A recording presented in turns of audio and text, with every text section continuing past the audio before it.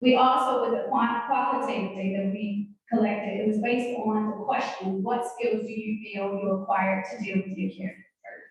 And some of the responses were, to breathe, block out negative thoughts, journaling and sharing with others. And when we think about breathing, we think about calming your body. And that's something we can do anywhere at any time.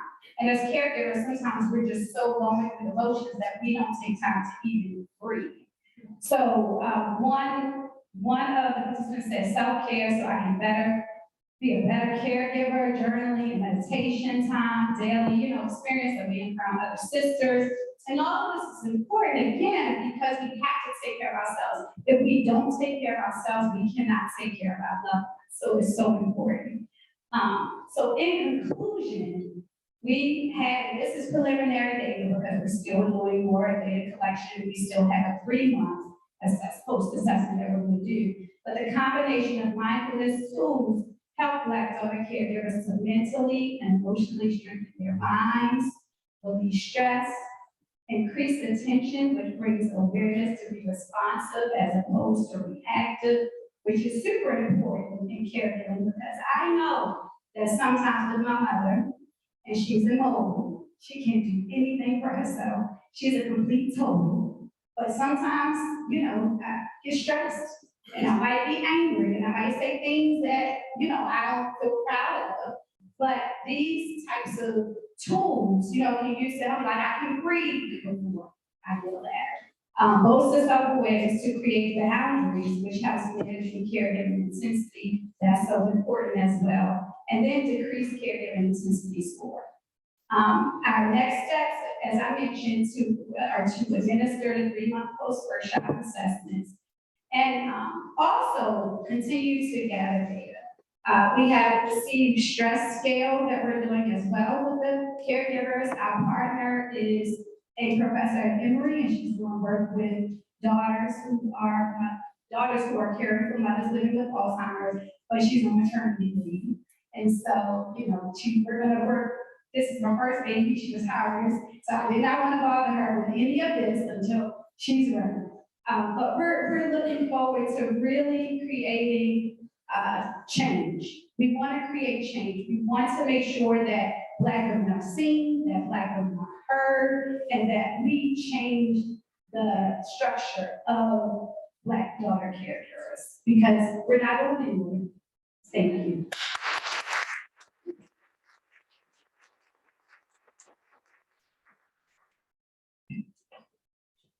Thank you so much, Ms. Donita, for that presentation. Our next presentation is going to be presented by Mr. Lawrence Sanders and Dr. Jessie Talley. And just a quick note, we will have a full Q&A session at the end with all of the presenters to come back up. So.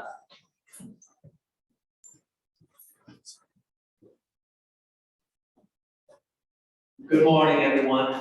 Good morning. I'm Lawrence Sanders, the Executive Director of Outcast Group Network, and I'll let Dr. Jessie introduce herself. Good morning, everyone. I'm Dr. Jessie Talley, and I'm an assistant professor in the Department of Industrial Systems Engineering here at Morgan State University and on the board of Outcast Network. Yes. And so Outcast Group Network is a community services organization. And so we started in 2017, basically focused in on feeding hungry people. And so, of course, the pandemic happened early 2020. And so we know that the havoc that the pandemic had on food insecurity, right? It put many more people into food insecurity than the other ills that came from the pandemic on the community. And so in August of 2021 is when we began this great work of inoculating individuals with the COVID-19 vaccine. And so that's the project. It is the Outcast Group Network COVID-19 Vaccine Campaign is the name of our project. And so when you look at our aim, it is simply to increase the vaccination rates right, of the COVID-19 vaccine and the flu, right?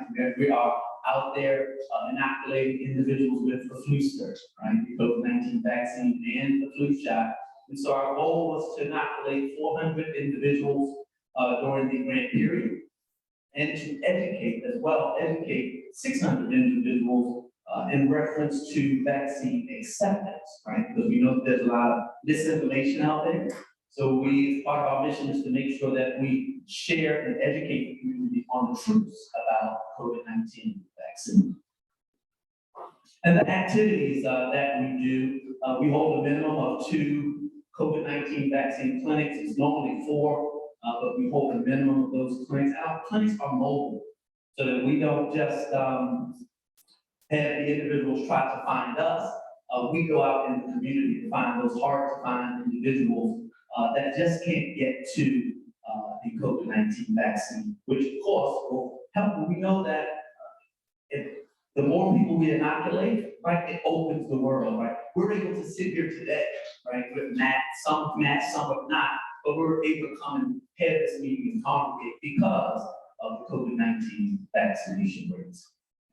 We also distribute the COVID-19 self-test. As I mentioned earlier, we hold the vaccine hesitancy trainings, again, addressing those ills or those misinformation that's out there, those myths. We also distribute the vaccine hesitancy information at our feedings, right? So we hold 5 food distributions per month. And so that gives us, and we touch over 1,100 people per month in all of the events that we hold. So that gives us the ability to share that information with those individuals that we come in contact with. And so the other great thing is when it comes to our vaccine hesitancy information and our survey, we'll talk a little bit about the survey, I believe on the next, under the results, but we pull all that information from the CDC website, right? Why we create the wheel, why, search for information. We're coming from the government source. Their survey has over 100 questions. So we just pulled like 18 questions that we thought were pertinent to our community. And then, as I mentioned, the survey that we provide to the community as well. And so looking at the results, so since October of 2022, we've actually held 9 mobile COVID-19 vaccine events. We have vaccinated 186 people at those events. That's an average of, yes, we can clap for that.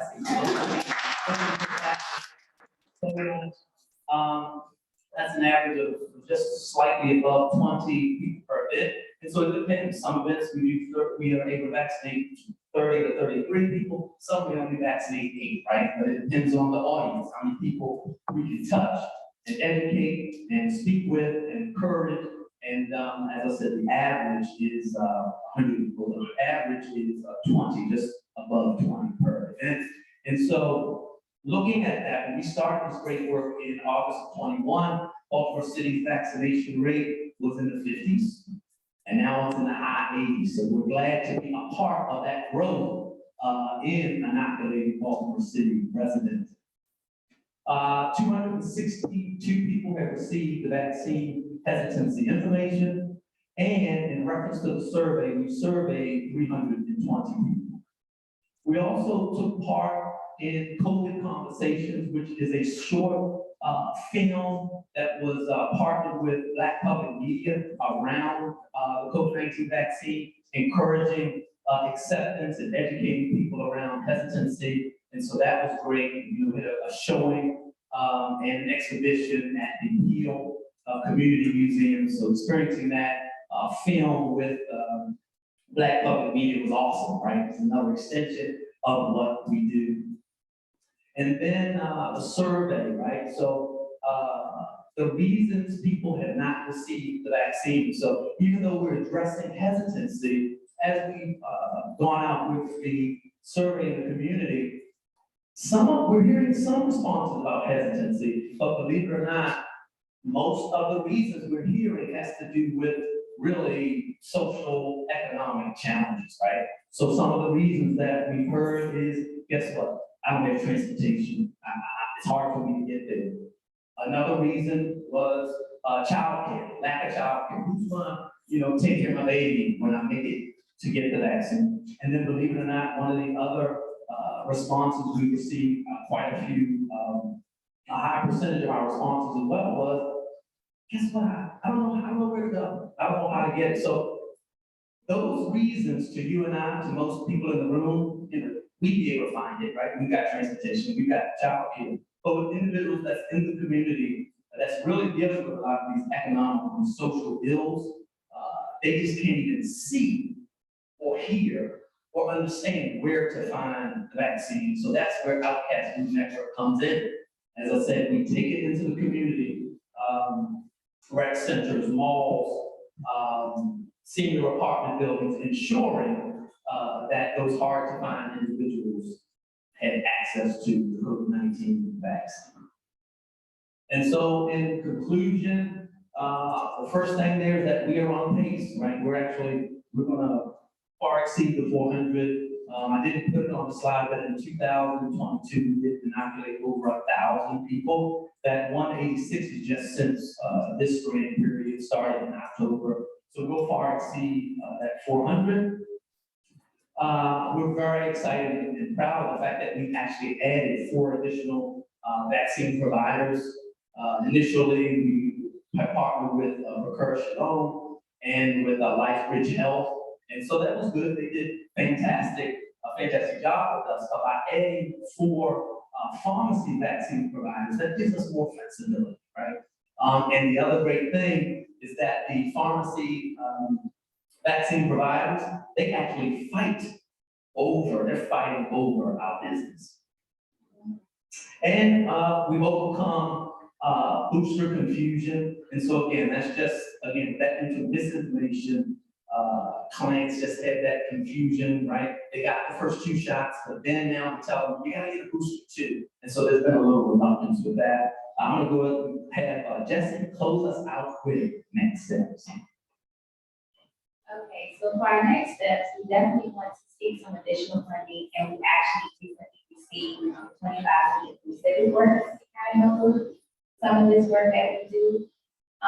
To go along with kind of what Lauren said earlier about the different reasons why people haven't been getting vaccinations and the different work that we do as well, we want to analyze the survey to kind of see what's the relationship between some of that demographic information in terms of what they're saying in the actual survey, especially that qualitative information, to see what type of interventions we can kind of think of to implement in terms of that social economic, those social economic issues that we might have.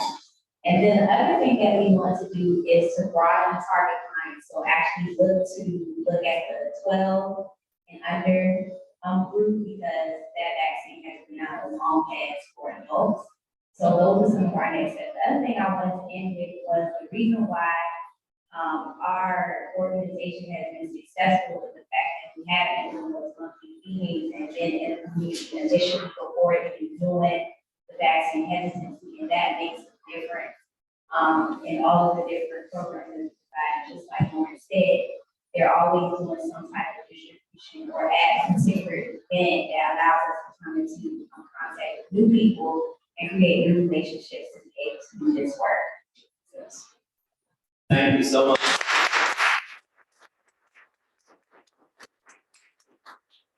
Thank you, Mr. Sanders and Dr. Talley.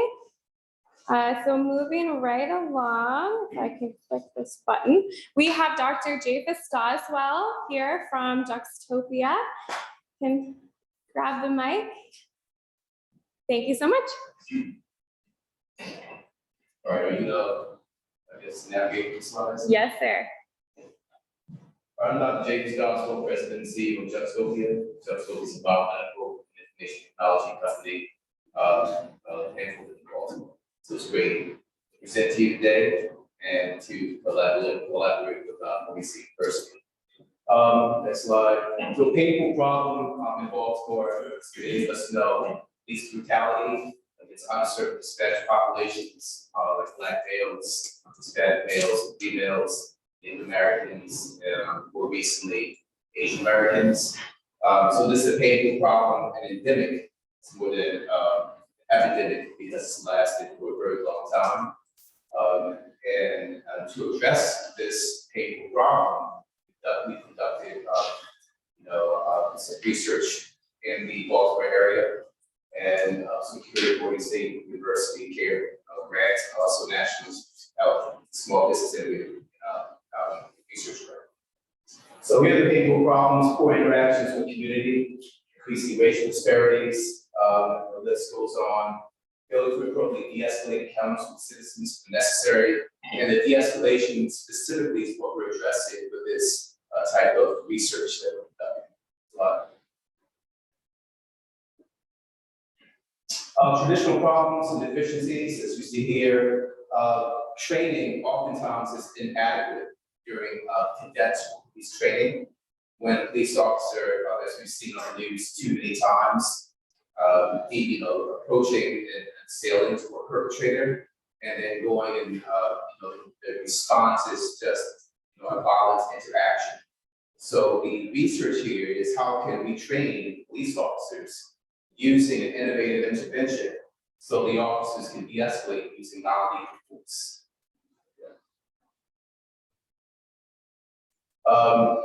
The intervention we're using with Juxtopia is the background. We're doing artificial intelligence enabled augmented reality since 2002. My company, Bowling College grad, higher neuropsychology, computer science, Howard University, computer science PhD, computer science, George Mason University. Wrote 399 page dissertation on artificial intelligence virtual structures and teaching basic reality environments. So we build upon this research while doing interventions for Department of Defense, EMTs, paramedics, and then investigating how can we address this type of intervention to police training. So next slide.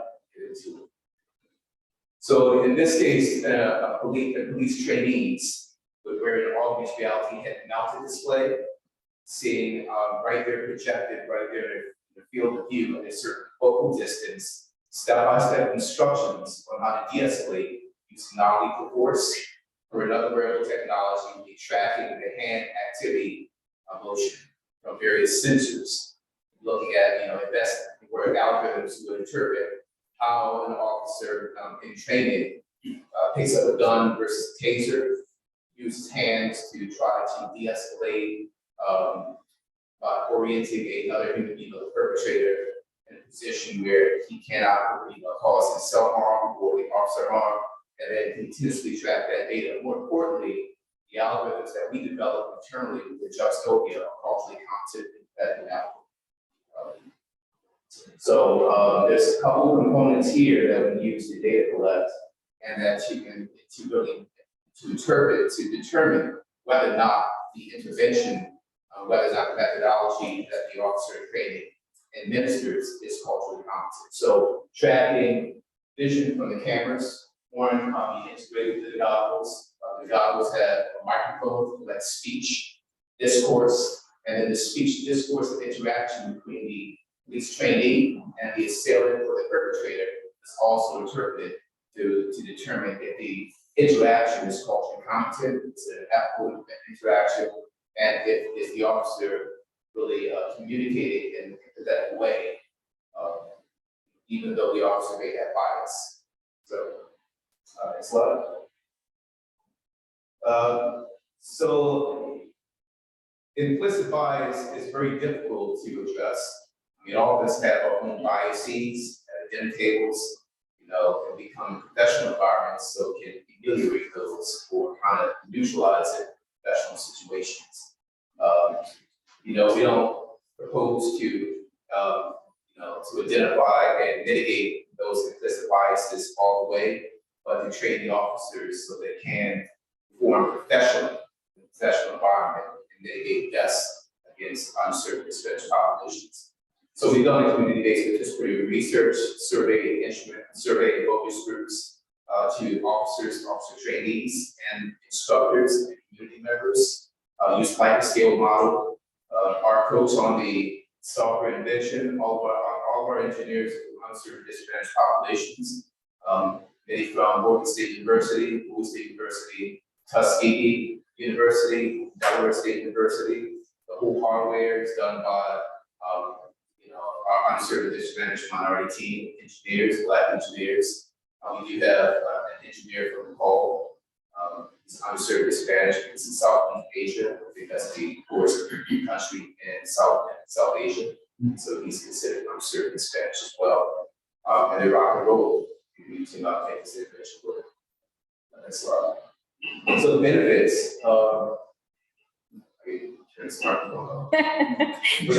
the benefits of this of the technology is that it's not just, you don't develop it just as a research intervention.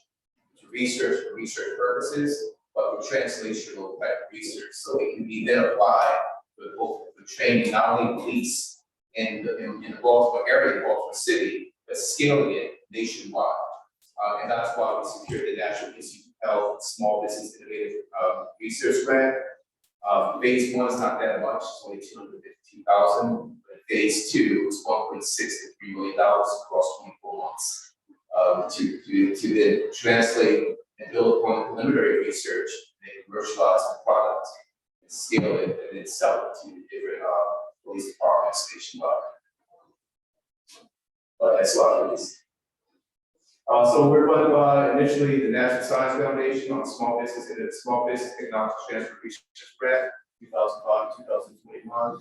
Center for the Advancement of Science and Space, 2014-2016. NIH, Civil Intervention, EMTs, Paramedics, Department of Defense, EOD, Rapid Innovation Fund, to offer every high medic in the United States, to offer trail goggles, and artificial intelligence software. That went well. And then Morgan Cares funding, of course, that's where we're funded through our community-based, which is through research. We do our survey, formative analysis, and then we're currently funded with Morgan Cares, currently funded under the NIH SPI Foundation. I'm not going to show, I could show videos, but We can do it at the end if folks are interested. right. So this is that our research at Fort Sam Houston. All 68 whiskeys, U.S. Army Combat Medics, trained in San Antonio, Texas, across all branches. And we're training soccer medics, special forces medics too, at different locations I can't really discuss. This is at Maryland Fire Rescue Institute, and this is a first-person perspective of what you see when you're looking at a head-mount display. We use a pictorial mnemonic type of user interface, with iconic representation is associated with STEP to retain the hippocampus region of the brain to call faster, and step-by-step instruction on this case for the medical procedure.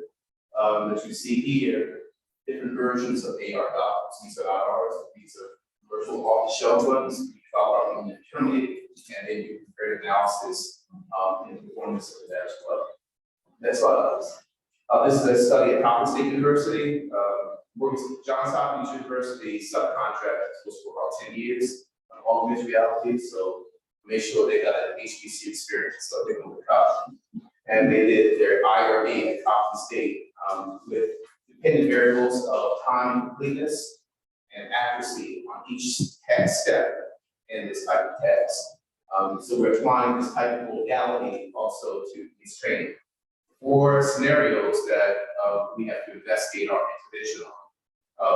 Approaching a traffic stop, administering a warrant, active shooter, which gets into mass casualty situations, and then domestic violence, when you don't know what's behind the door. So all those different scenarios, lots of variability, but then we can tease out the variables, analyze them with data, and then really see, really understand unbiasedly the technical and commercial feasibility of the proposed approach. Next slide. That's the last one. That's the last one? Yes, sir. Oh, okay. Sorry about that.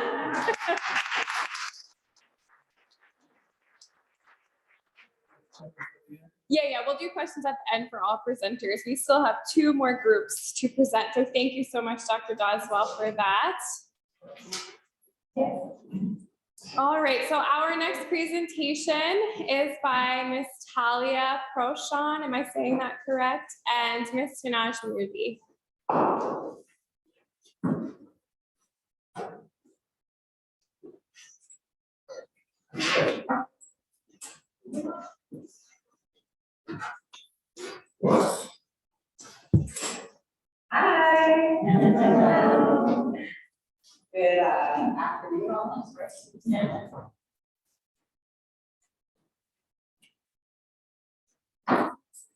My name is Sanaa Julie. I'm the founder of Light to Life. And I'm wearing a couple of different hats today. So I'm the founder of Light to Life, and I'm also the women's cohort facilitator for a national nonprofit called From Prison Cells to PhD, as well as their deputy director of research and evaluation. Hi, I'm Claudia Crochet. I'm a junior in high school in New York City, and I'm a research assistant for Light to Life Partnership and Cells PhD.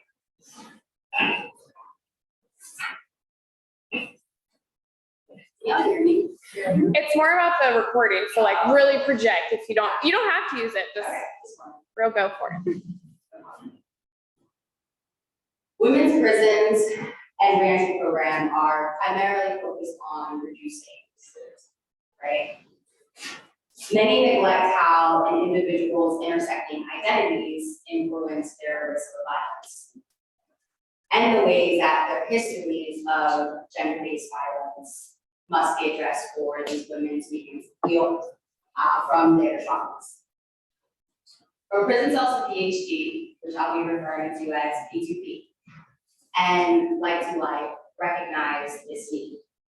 From Prison Cells to PhD is a national nonprofit that provides educational counseling, mentorship, workforce development, and reentry support to currently and formerly incarcerated people. Light to Life is a social enterprise. We provide national, gender-responsive, and trauma-informed programming through workshops at our educational for these women that we're working with, through healing justice approaches, through digital resources, and leadership opportunities that promote positive health outcomes. So what's our aim? We believe by centering the voices of justice-impacted survivors and conducting the study, that this data will help to inform the work that we're doing, that it will provide learning lessons for us to improve our programming, to scale the programming, and most importantly, apply it to similarly affected populations. So the objectives here.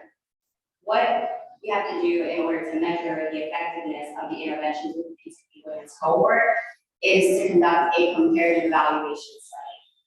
And that study will be conducted among intimate partner survivors who have a history of incarceration. What we're looking at are the survivors who are justice impacted women who have actually attended Light to Life programming, as well as P2P women's cohort, versus or in comparison to women who just signed up for the programming, but actually didn't have a chance to attend. So how do you plan on doing this? We have 3 simple steps in our methods right now. Step 1 is what we've actively been doing, which is recruitment. We're currently in recruitment phase. Our research has been approved through the IRP. And right now we're recruiting 40 participants. And we're starting off through email newsletters, social media, and using the P2P Women's Cohort Network. Right now, we have 2 groups that we're looking at. We have our intervention group, which is our group of women that have actually attended the programming. And we have our control group, which are the women who signed up for the programming but didn't actually have a chance to attend. So step 2. We're in the process of this now. So we're going to be conducting 40 interviews. And part of the interview process is through Zoom, 60 minutes. And we're going to be asking questions that are really surrounding the women's past experiences with intimate partners, some of what have been their coping skills, and most importantly, what are the resources that they received during their incarceration, as well as post-incarceration. And lastly, analyzing. So we plan to analyze the interview transcripts through coding data from major themes and pulling out what has been common among the control group, as well as comparison to the intervention group. So I'm gonna pass it over to Talia, who's gonna share with you all some of our results. So we predicted that women who participated in the Light to Life programming will demonstrate a satisfactory level of engagement with the programming.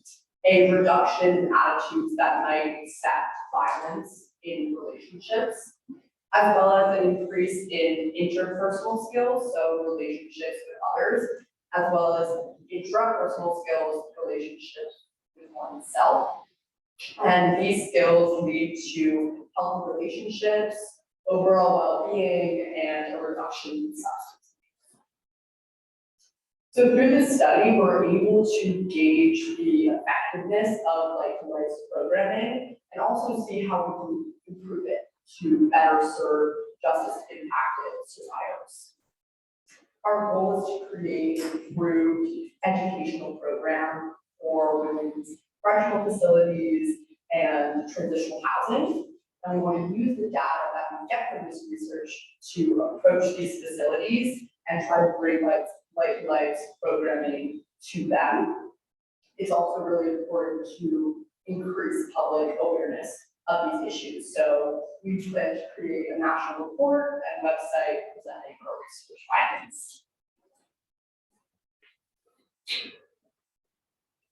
So next steps. Part of what I would say our overarching goal really is to have an influence on policy. When it comes to women who have been incarcerated for in fact defending themselves. And what I mean by influencing policy is really focusing on sentence reductions, as well as interventions and re-entry programming.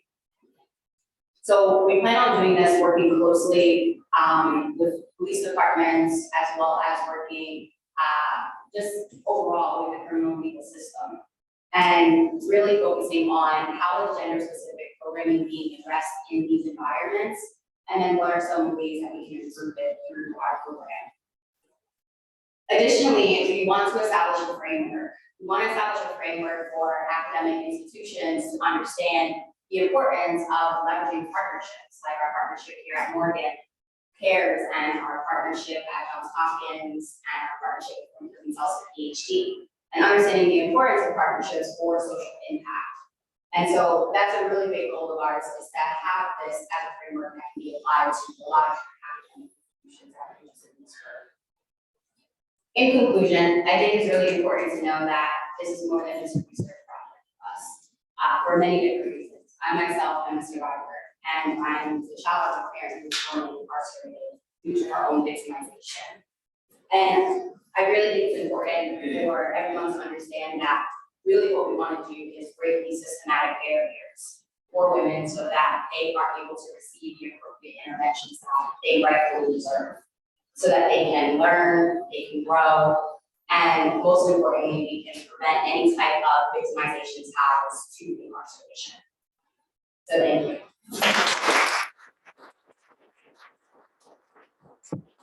Thank you so much for that presentation. And now, last but not least, we have Professor Blaise DiPaolo and Mr. Alex Clunas.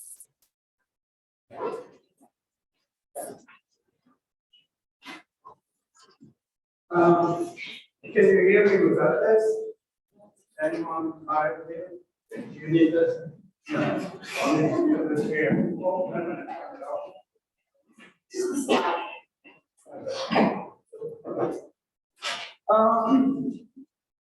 My name is Alex Clunas. I'm an English teacher at American Fellow Educational Technical High School. And I'm Blaise DiPaolo, Associate Professor of Sculpture at Morgan State University, and I teach the Community Engaged Courses Community Art.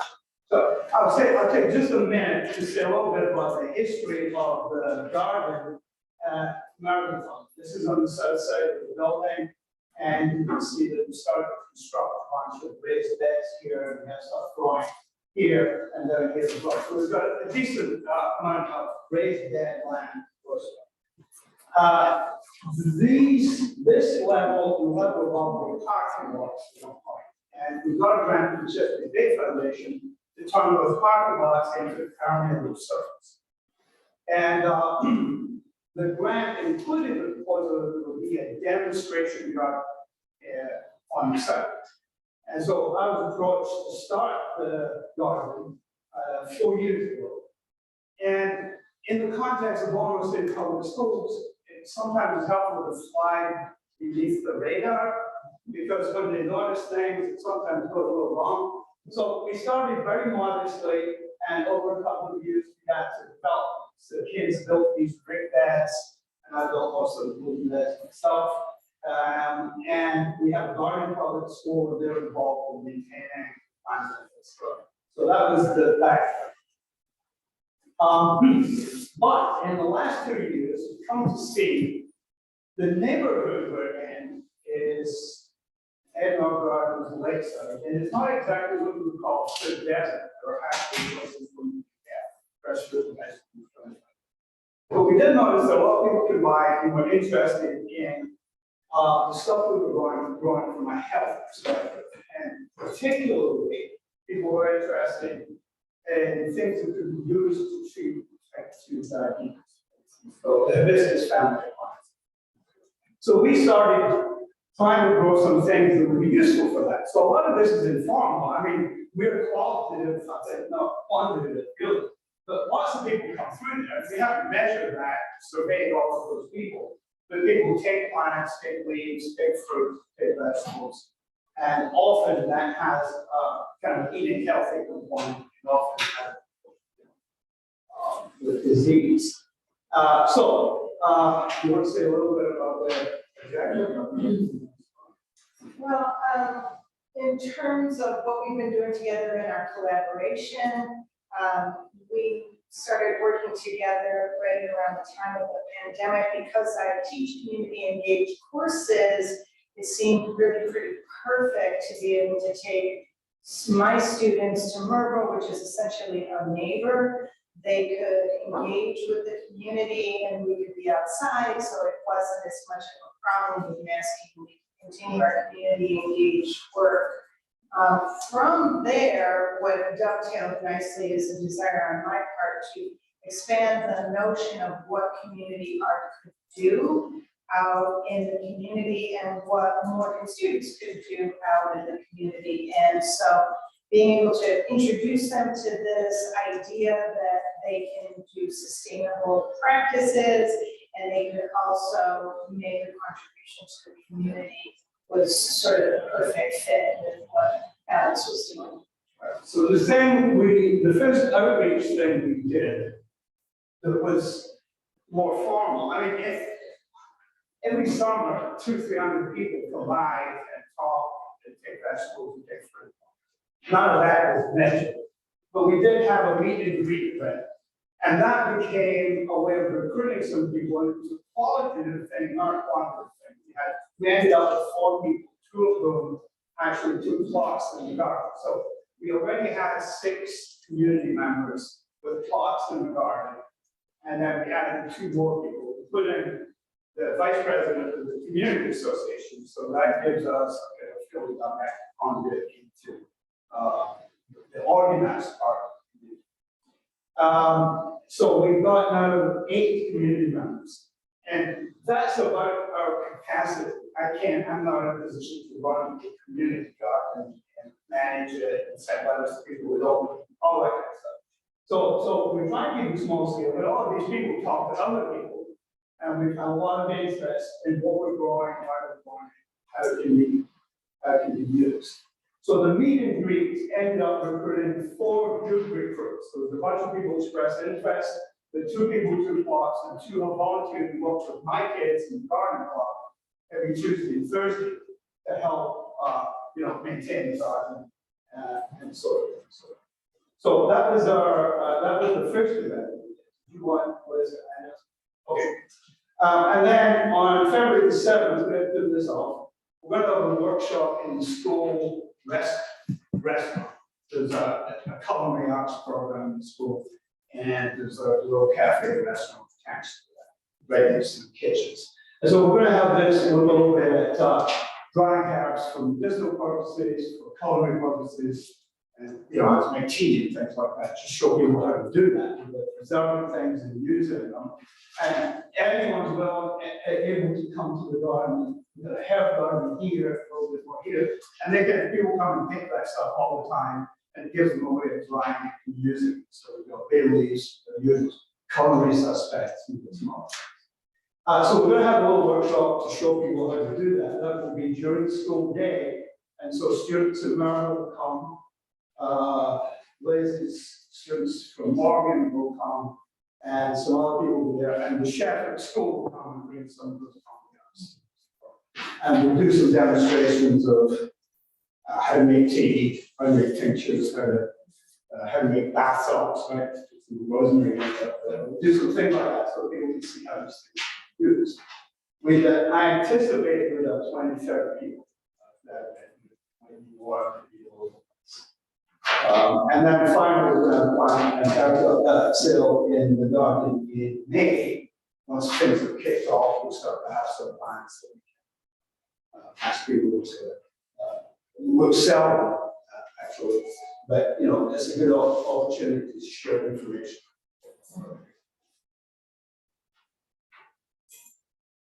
Well,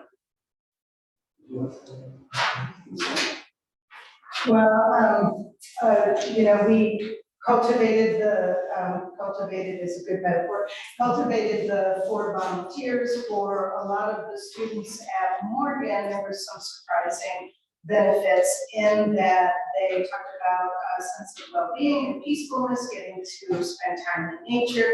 We see some pretty spectacular things, believe it or not, for such an urban area. It really is an amazing little oasis. And there's also professional opportunities for them. The way the community art courses are written, they're not for art majors, they're for anybody in the university. And so I get a lot of psychology and sociology people. We were able to bring on a former student who had really taken a leadership role in the 2 community art courses. And she provided us with all the research that was necessary to get a measurable survey instrument in place so that we could begin to capture some data. What I found out is how interested our students are at Morgan in a healthier lifestyle and being out in nature, etc. So what we got in the picture there, we were able to order, use some money to order, the city has wood processors, wood from small, Jones Falls, and then Cold Spring there. And they make, well, they'll make like a grizzly bear if you want. You have people with talent with a chainsaw, but they made some furniture, outdoor furniture for us, and we're going to turn back into a small little classroom demonstrations. So take gas cooker, we can cook and do some other things. And so that will wait for the warmer weather for anything that happens. So probably April, May, we should be able to get that up and running, and we can have events. But we already had a few events. The city offers sustainability and its fall meeting. So we've already done that, but this makes it.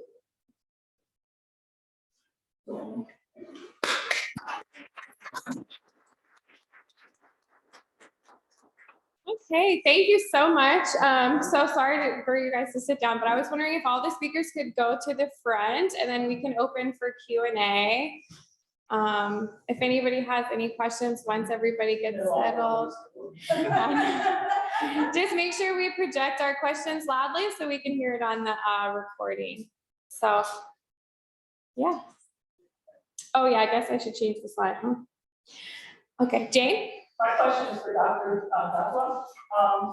Have you ever considered looking at the personality of the recruits of the police, meaning that and again, I've been out of work for 20 years, I've been retired for 20 years, but like fire degrees and their recruitment strategy and how well that would work against the training? Because living in the city, I think a lot of the police recruits are adrenaline junkies. Okay? When they don't want to deal with the everyday little crimes, they like, and I don't want to say like, but they enjoy, and that's the wrong word, but anyway, their adrenaline increases when there's a major crime. You know, you see every police car in your district running to the crime. The rest of the district is totally uncovered with the time, and you see them all kind of standing around, chit-chatting, you know, very few of them are actually dealing with the crime scene, the rest of them are standing around. And I also wonder how the personality influences how they react. That's a good question. We haven't looked at correlation between the personality and behavioral outcomes for police. But oftentimes, police officers come from the military, so they have some of that background. They try to get the testosterone, focus on adjusting the war-like situation that may lead to loss of survival. But we are gonna make another study, investigate this non-invasively. Because the brain is alive oftentimes. So this may sound out of the box, but it's investigating. This is research that we do within my company, Chestopia. Looking at brain-computer interface using that spectroscopy technique or acoustic in nature to get to the brain regions, like the amygdala region in the brain that's emotionally regulated for human beings, and then also other areas of the limbic system to quantifiably assess what their motivation is in a different type of way versus, survey, talk with someone, and oftentimes humans kind of figure it out. But that's a great question. Yes, I mean, some of it, I think, goes back to their recruitment strategy also. Right. Yeah. And I don't work with police, so this is trick. This is like I'm trying to retrain their way, having a cognitive assist, in training. But it's subsequently it's the intention to have the same type of intervention then employed when the officers are on the beat when they're in the street. So it's like a feedback when we check balance auditorily and visually, multimodality, act right. I had, my first question, I had two questions for you, but she had, touched on my first question. So my second question was, do you have any data that shows that maybe one entity or, let's say, police force does a good job? Because you said the AI technology is looking at hand movement, interaction. Do we have any models, anybody who's doing a good job? Do you have data on that, and who would it be? And this is a novel intervention, so this is a great point. Machine learning, to be brief, we have to have a model. We have to have a model against which the current situations appear. So that's often acted out. What's a great model? From a police instructor. So the police instructors are oftentimes going to show the trainees how to perform some action in the correct way. That becomes digitized from a psychopedagogic standpoint and activity. Then when the officer training is going to train exercises, the data they collected is compared against the model. They call it expert model. So what I'm thinking when you said that, like I've been at Howard County Training Center, I took some students, and so I went through the whole simulation and did all that. So you're learning the right way, but then when you get on the job, what you're actually doing, so they have been trained. I don't know, I was just thinking that. Right, and the good thing about augmented reality is that it's not in a controlled environment. So I'm from Baltimore, so we put that training on Monroe Street. Yeah. And then have about to go and have the amygdala region, the brain activate, create fear, and then evaluate that officer and how that officer will respond to it. Oftentimes it's fight or flight. Like I fight instead of flight, but so I get it. But then, some individuals have to be regulated. Can't do this, it's not the appropriate manner, even though it may come naturally, feedback checks for itself, so one can be more disrespectful. So yeah, so it's not a controlled environment, this exercise is really uncontrolled, unconventional environment with variables of air, and one has to assess and respond in the most professional manner. Got it. I have a question for the, I really enjoyed all the talks, I learned a lot, thank you so much. But the outcast network, I was wondering, how hesitancy also is a young adult, do you see that when you go out and have you found a way to overcome it? Sadly to say, I have young adults who are refused to get vaccinated, even though I'm a scientist, and no matter what I tell them, is there something you think we can find to convince these people they don't get vaccinated, they don't vaccinate their children. Yes, so that is actually our target audience, which is the ages of 18 to 34. So because we know, right, they're at least in the adult age, they're at least vaccinated. And so, in line with what you're saying, right, what we hear is a lot of myths and a lot of, I just don't want to take it, right? So, is there like one magic wand that we use to get them to take it? No. But what we do is we encourage, we don't engage, right? So if you engage is where you're gonna kind of come back with truths, maybe in a little combative way or a little harsh or direct. So we don't engage, we just encourage, right? So certainly we understand your thoughts on that, but let me share with you what we found, right? CDC, one of the questions that we asked on the survey is how they feel about medical professionals, right? And so one of the things that was about probably 60% of them have said they feel negatively about the reference to medical professionals. So that's something that we've kind of focused in on, even though they're telling us one thing, right? We know the overall data from the survey says that really about I don't trust doctors.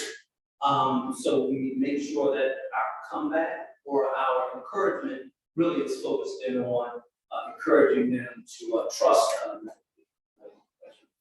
Ms. Paula? I know that the CDC has vacillated on different things throughout this COVID-19 period.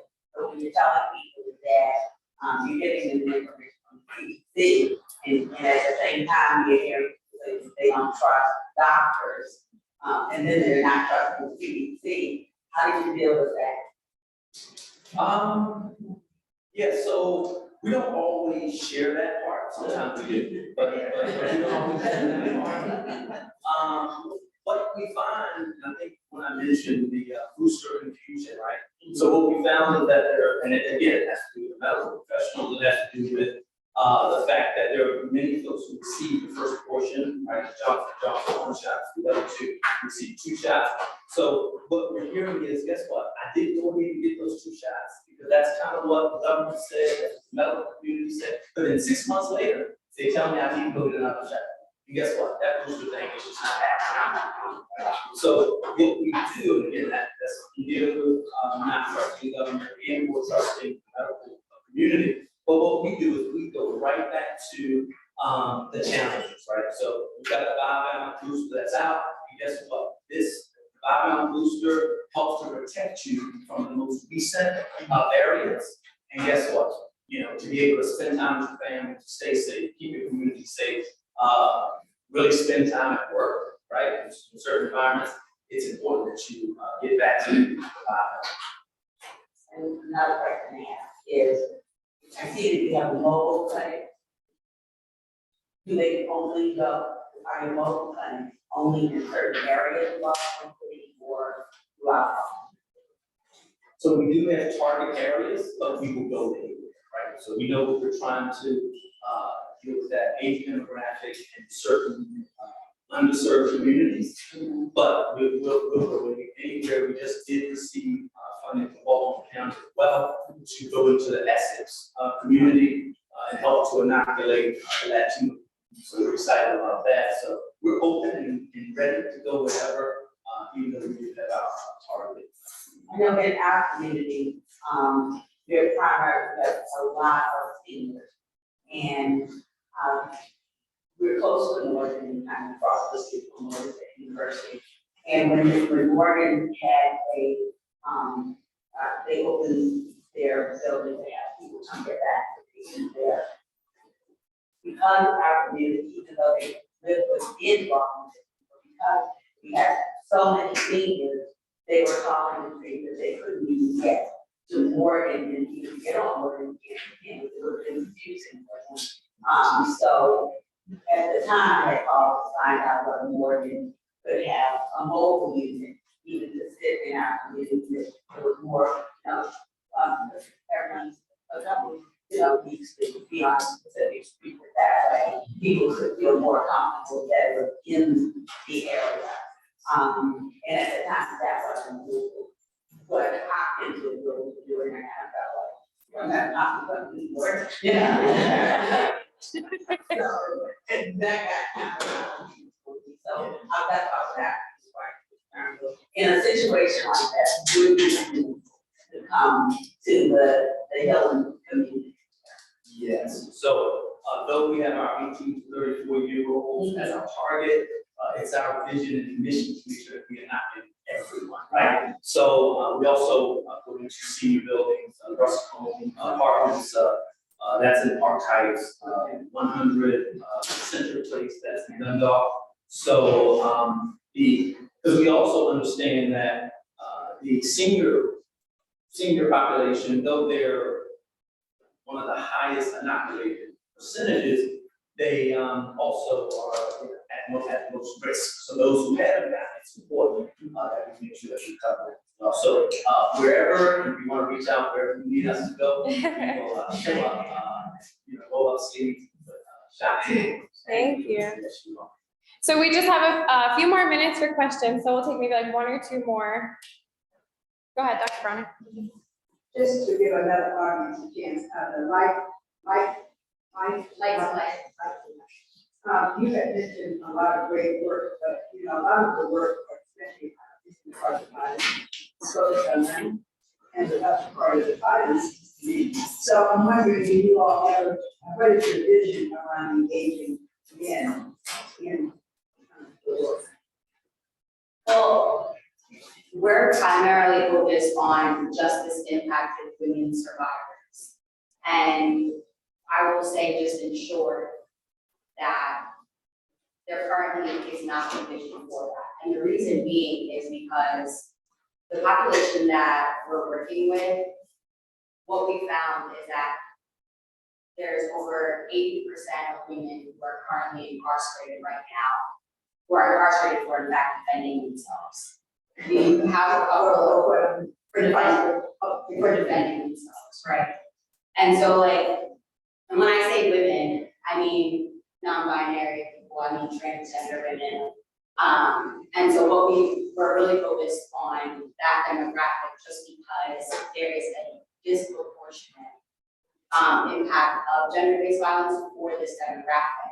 And there's little to no programming inside of correctional facilities that are addressing these women as well as what their needs are. And so that's part of the reason us why we're specifically focused on justice impacted survivors. And there's not really a vision right now for incorporating men into the conversation. However, I do see the importance because it takes two to tango, right? So I get that. It's definitely something that I think could be further explored with additional funding as well. But as of right now, really want us to just focus on this group because that's where we're seeing that there's no programming. There's a large percentage of women that aren't receiving the interventions that they need. And what we're seeing a lot is a lot of women, you have cases I'm sure people are familiar with Cynthia Brown's case. You have Marissa Alexander, you have Cece McDonald, so many different cases and many that are not even talked about, that are not receiving the help that they need. And there's no programming right now addressing that. And so there's a gap and we want to fill that. Thank you. All right, does anybody have one more question and then we'll move on? Mary? I just have a question for the gardeners. Has there been any discussion in expanding or discussing with other high schools what you're doing? I think it's a tremendous need in the city, and I just wondering if there's any thoughts to replicate what you're doing. Yes, we've had 2 meetings with a part of the homelessness city sustainability group is dedicated to involvement education. So the meetings there are a chance for people who are part of city schools to meet with each other and so for instance, there are some people coming from those meetings in the spring to get plants. So we grow a ton of pomegranate. Sure, right. So people come get those, and they're access. We're building a seed exchange, the little community library things you get. We're going to do that for seeds. And so people are aware to put that up on the screen and presumably come to share it. And, yeah, we had a lot of questions about how to do that. Now, it'd be sort of the school gardens. It's not a, 20 or more decent sized school gardens around the city. But I think it's going to grow, yes. And inside the school, city kids farms will give plants and mushroom kits, for instance. So the chef at our school is growing some stuff inside on the light. So I think a bunch of schools do stuff like that. I know that Polytechnic, I think, has a hydro program and it has mushroom program. It's kind of a cool thing to watch my student go through this thing. And yeah, and so yes, there's actually there are growing number of schools that have some kind of gardening plan. I will add on to that, as somebody who's been working with Baltimore City Schools for 20 years, not just as one, but one Morgan as well. It really depends on the people in the school, and it really depends on the principal. And if you lose your principal, everything you built in the school can just go right with that principal. So I think there's a lot of work in this. That's why we're trying to grow one of these. Shit's too big, and so wait a minute, the football team needs that for practice. And gardens, all because we happen to have our support. All right. Okay.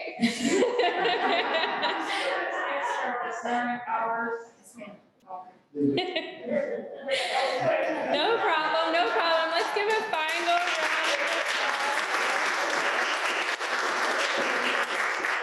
Okay, before you all sing, very quickly, we have like some flowers for you all just to thank you for your time and for being here and being a part of Working Mirrors and the network here. So thank you, everybody.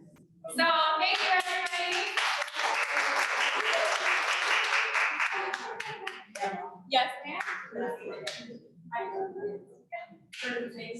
And then we just have our final remarks from Dr. Shekatari whenever he's ready.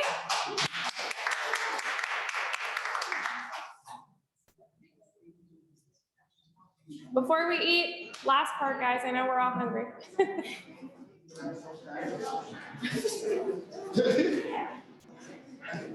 Well, I just want to say thank you to all of you for being at this very important event. This is truly an important and amazing gathering for a few reasons. So you saw that all of these 5 projects, did such a wonderful job in fostering partnership around issues that are diverse issues. We have issues around food access, garden, police brutality, and other types of community actions. And you see how we as a community relate to one another. Just, I hate to be between you and the lunch, but just introduction to why we are here, and how we became volunteers. There are a couple of people here, Miss Mary Bunny, Jane Kucheri, and a couple of other people that are still at the steering committee of this great organization. That they were like one of among my initial partners, a very small circle back in 2005. So in 2005, when I met this group, we basically were just a group like one of these community work programs, small but ambitious. We wanted to really solve the problems by integrating our knowledge. We respect one and each other's knowledge, the academic knowledge, how to bring research to the community knowledge, and how to make research more relevant. So, I remember that there was a couple of community awards at that time. One of them, Mary was the president of St. Jerome, St. Jerome, And then there was like a couple of other small projects that became the stepping stone for a large grant application that's now called CIS. So in 2007, we started this partnership to address the part among the low-income residents. We spent like 2-3 years initially. It was challenging, it was painful, it was hard, and the results were not that impressive. But we challenged ourselves to stay and to kind of design something based on those lessons that we learned. And finally, we created a model. If you look at those walls, you see these branded materials. You know, it has been tested in multiple phases, not 7-8 phases. As we speak, there is a curriculum that has come out of this partnership. Now it's digitized. Soon we can launch a brand new program to address this in high schools and colleges, like to address the cloud use using systems. And like recently, George Washington University, UCLA, Charles Drew, they all came to use the model, you know, in their communities. And now, I think we are so much in trouble that everyone wanted to do that. Now we have a hard time recruiting to overcome program. However, I think this is an example of the partnership that grow, and we exactly designed these modern cares to give the same support and empowerment and experience as we had as a small group. And now you saw like 5 projects. Isn't it amazing that we have a professor of music working with a community partner on like food gardening? Isn't it wonderful that we have professor of engineering, you know, addressing health issues? We're talking about intersectionality of health. We are practicing. And that's the power of the relationship. That's the power of partnership. So I really want to thank you all, because this is not the work of one man, one person, one woman. You know, this is the power of the partnership. We have great partners here. This Morgan Cares is overseen by a very, very vital, great group of steering committee group. We have Ms. Paula, Ms. Jane, Dr. Woodrow, Mary, you know, here. Thank you all. There are many more, but they couldn't be here. I also wanted to keep special time for this part. We have Ms. Sarah Mahan and Ms. Dana Al-Sajani. Thank you for being here, and thank you for doing all those behind the scene work to make sure that we are all supported. We also have a group of peer advocates, Mr. Marcus Henry, Ms. Nea Jones, Ms. Arian Cutler. We also have research assistants that are great, Ms. Adriana Buster, Ms. Ayomide Akitibo. Thank you so much for being here. And yes, Dr. Brander is the director. My mother, you know, doing all this. Thank you so much, Dr. Brander. Actually, Dr. Brander was the one who brought me to Morgan and has been my mentor since then. And then, last but not least, special thanks to Emma.